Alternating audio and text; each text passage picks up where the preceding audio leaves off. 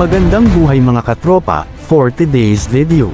Kabal-ikat para sa kapwa katropa ang siyang tema dahil sa unexpected support from the largest chapter, which is Malagasang chapter, surprisingly visited the active chapters in Dasmariñas City in terms of community involvement on their area of responsibility.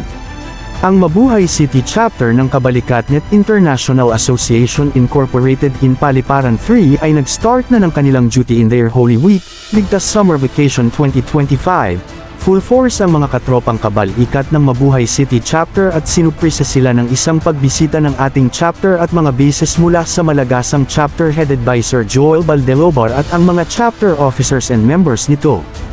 Ito'y nagpapakita ng tunay na suporta ng bawat isa dahil after all, unity o pagkakaisa ay siyang hangarin ng samahan upang mapatibay lalo ang foundation ng ating grupo at maipamalas ang best practices ng iba't ibang grupo pagdating sa leadership style. Ito ay isang patunay na di hadlang ang distance ng location, may pakita man lang ang full support ng bawat isa.